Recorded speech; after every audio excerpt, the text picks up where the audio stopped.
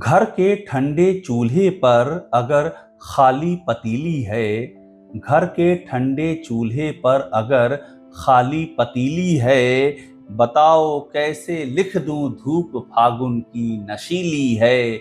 बताओ कैसे लिख दूं धूप फागुन की नशीली है। नमस्कार, मैं हूं अभिषेक उपाध्याय और आप देख रहे हैं कविता और शायरी का हमारा डिजिटल चैनल दिल तक, हमारे दिल से सीधा आपके दिल तक। और आज सुना रहा हूं अदम गोंडवी को।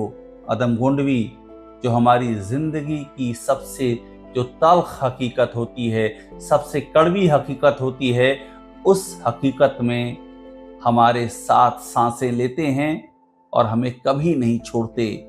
हमेशा एक सहारे की तरह, एक मशाल की तरह रोशनी दिखाते हुए हमारे साथ साथ चलते हैं। घर के ठंडे चूल्हे पर अगर खाली पतीली है, बताओ कैसे लिख दूं धूप फागुन की नशीली है। कितना महत्वपूर्ण मुद्दा उठा रहे हैं अदम गोंडवी।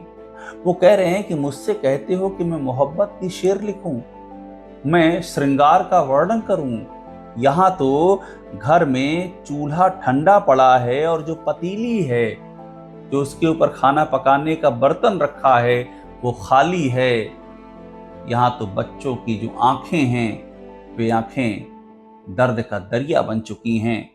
और इन हालातों में ये श्रृंगार का गीत, ये यौवन का संगीत, ये मेरे हाथों से कभी नहीं लिखा जाएगा। बगावत के कमल खिलते हैं दिल के सूखे दरिया में, बगावत के कमल खिलते हैं दिल के सूखे दरिया में। मैं जब भी देखता हूँ आंख बच्चों की पनीली है, मैं जब भी देखता हूँ आंख बच्चों की पनीली है। अदम कह रहे हैं कि मेरे सीने में बगावत का ज्वार उमड़ता है, लगता है कि विद्रोह कर दूं, सब कुछ उलट दूं, पलट दूं, बदल दूं। कभी उठता है जब मैं देखता हूं कि बच्चों की आंखें आंसुओं से भीगी हुई हैं। वो दर्द के आंसू हैं, वो बेबसी के आंसू हैं, वो गरीबी से लड़ करके हार जाने के आंसू हैं। वे एक ऐसी भूख के आंसू हैं जो कभी खत्म नहीं होगी। सुलगते जिस्म की गर्मी का फिर एहसास हो कैसे, सुलगते जिस्म की गर्मी का फिर एहसास हो कैसे। मोहब्बत की कहानी अब जली माचिस की तीली है, मोहब्बत की कहानी अब जली माचिस की तीली है। अदम यहाँ पर कह रहे हैं कि ये जो जिस्म की गर्मी होती है, इन सब बातों का कैसे एहसास करूं मैं।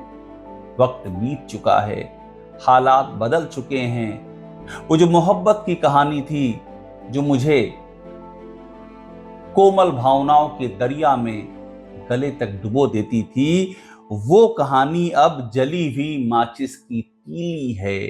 यानी कि मेरे जरूरतों की ईंधन को पूरा करने के लिए वो तीली जल चुकी है, वो तीली राख हो चुकी है। और अब मेरी जिंदगी में सिर्फ और सिर्फ कड़वी हकीकतें हैं। वो मोहब्बत हमेशा हमेशा के लिए एक बीता हुआ कल हो चुकी है, जो कभी लौट कर नहीं आएगा।